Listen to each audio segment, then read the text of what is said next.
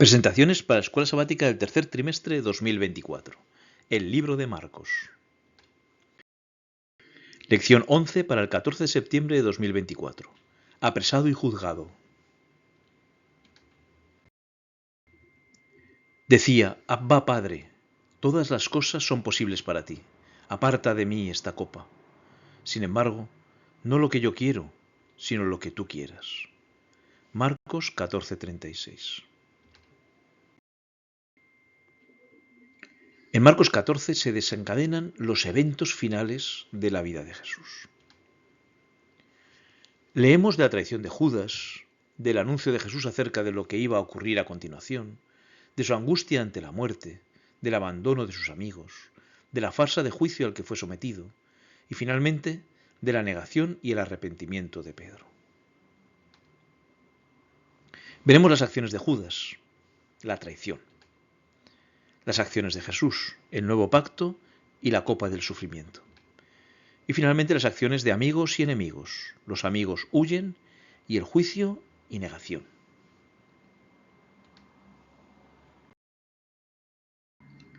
Comenzaremos con las acciones de Judas.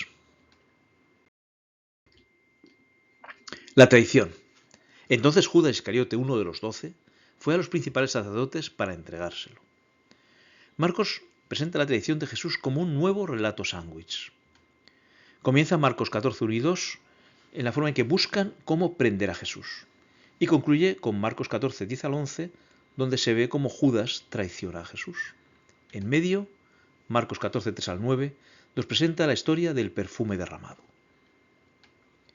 2 días antes de la Pascua, los sacerdotes y escribas deciden actuar ya para matar a Jesús. Antes de presentar a Judas como el traidor, Marcos nos presenta el detonante que le llevó a realizar esta acción, su avaricia. Esto se ve registrado en la historia del perfume derramado, que ocurrió varios días antes, según nos lo relata Juan 12, 1 al 3. 6 días antes de la Pascua, vino Jesús a Betania, donde estaba Lázaro, el que había estado muerto y a quien había resucitado de los muertos. Y le hicieron allí una cena. Marta servía y Lázaro era uno de los que estaban sentados a la mesa con él. Entonces María tomó una libra de perfume de nardo puro, de mucho precio, y ungió los pies de Jesús, y los enjugó con sus cabellos, y la casa se llenó del olor del perfume. En Marcos, el contraste entre María y Judas es asombroso. De María no se la menciona por nombre. Pero estando él en Betania, en casa de Simón el leproso, y estando sentado a la mesa, vino una mujer con un vaso de alabastro de perfume de nardo puro de mucho precio.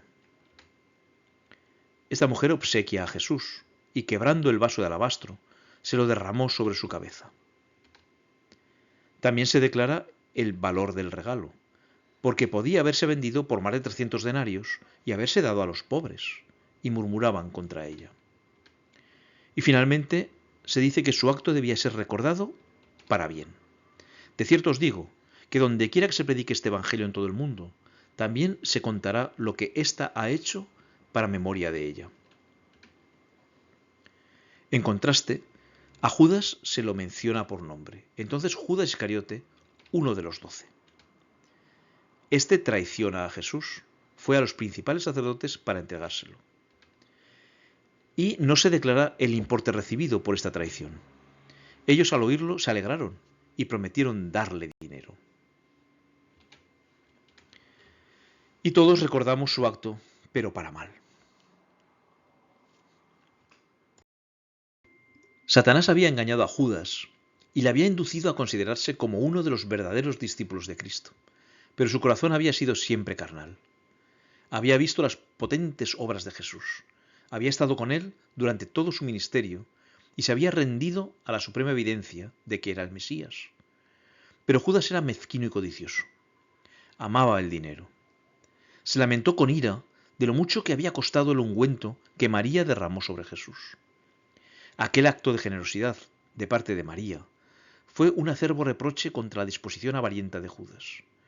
Estaba preparado el camino para que la tentación de Satanás hallara fácil acceso al corazón de Judas. Veamos ahora las acciones de Jesús. El nuevo pacto. y les dijo: Esto es mi sangre del nuevo pacto, que por muchos es derramada. Aquel año, el día de la Pascua comenzó al atardecer del jueves y concluyó al atardecer del viernes, cuando los judíos comían el cordero pascual sacrificado durante el día. Ya entrada la noche del jueves, Jesús se reunió con los 12 en el aposento alto. En ese momento instituyó un nuevo pacto, el cuerpo y la sangre del Cordero de Dios, representado en el pan y el vino. Y mientras comían, Jesús tomó pan y bendijo, y lo partió y les dio diciendo: Tomad, esto es mi cuerpo. Y tomando la copa, y habiendo dado gracias, les dio, y bebieron de ella todos. Y les dijo: Esto es mi sangre del nuevo pacto, que por muchos es derramada.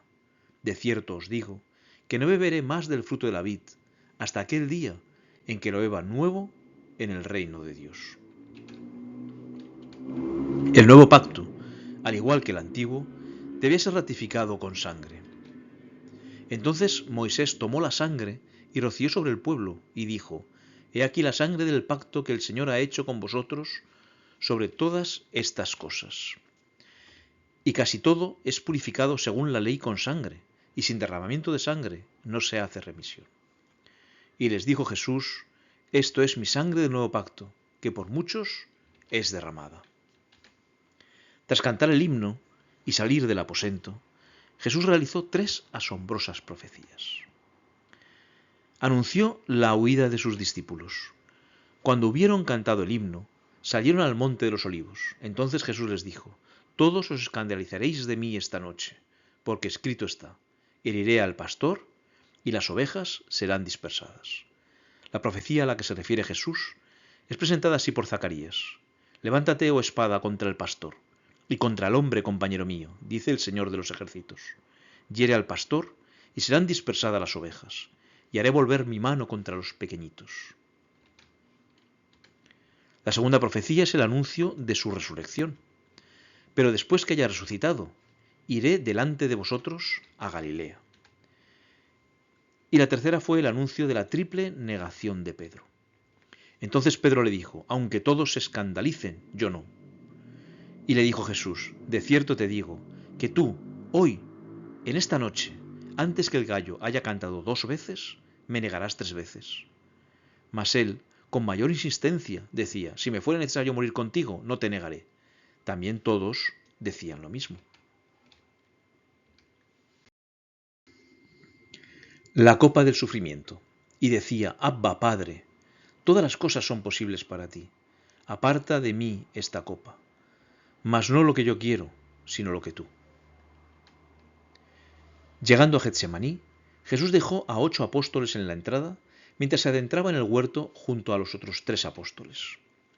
Vinieron pues a un lugar que se llama Getsemaní, y dijo a sus discípulos: Sentaos aquí, entre tanto que yo oro. Y tomó consigo a Pedro, a Jacobo y a Juan, y comenzó a entristecerse y a angustiarse. Pidió encarecidamente a estos 3 que velasen con él, para animarle en estos momentos angustiosos. Y les dijo: Mi alma está muy triste, hasta la muerte. Quedaos aquí y velad.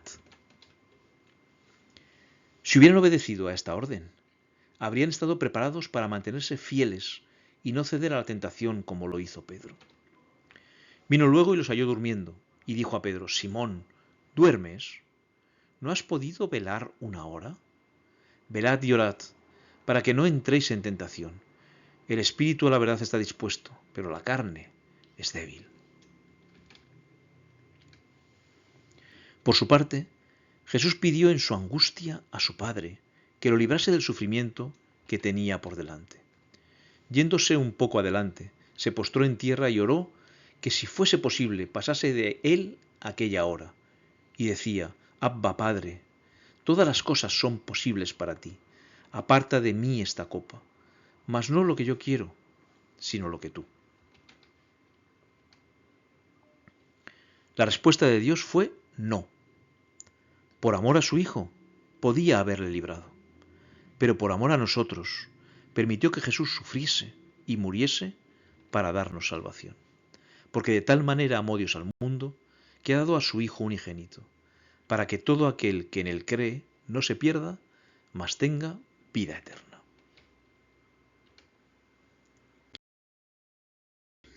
Por último, veremos las acciones de amigos y enemigos. Los amigos huyen. Entonces todos los discípulos, dejándole, huyeron. Ocultando su traición tras un beso, Judas entregó a Jesús. Luego, hablando él aún, vino Judas, que era uno de los 12, y con él mucha gente con espadas y palos, de parte de los principales sacerdotes y de los escribas y de los ancianos. Y el que le entregaba les había dado señal diciendo: al que yo besare, ese es, prendedle y llevadle con seguridad. Y cuando vino, se acercó luego a él y le dijo: Maestro, maestro, y le besó. A partir de ese momento, los sucesos se desencadenaron rápidamente. La turba prende a Jesús. Entonces ellos le echaron mano y le prendieron. Pedro defiende a Jesús y hiere a un siervo. Pero uno de los que estaban allí, sacando la espada, hirió al siervo del sumo sacerdote, cortándole la oreja. Jesús critica la forma en la que es arrestado. Y respondiendo Jesús les dijo: ¿como contra un ladrón habéis salido con espadas y con palos para prenderme? Cada día estaba con vosotros enseñando en el templo, y no me prendisteis. Pero es así para que se cumplan las Escrituras. Los apóstoles abandonan a Jesús. Entonces todos los discípulos, dejándole, huyeron. Un joven, probablemente el propio Marcos, casi es arrestado. Pero cierto joven le seguía, cubierto el cuerpo con una sábana, y le prendieron. Mas él, dejando la sábana, huyó desnudo.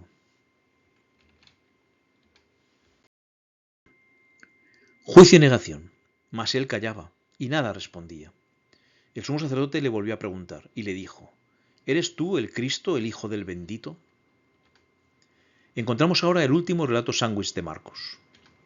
Comienza con Marcos 14:54, cuando Pedro se acerca a Jesús. Y concluye con Marcos 14:66 al 72, donde se nos relata cómo Pedro niega a Jesús.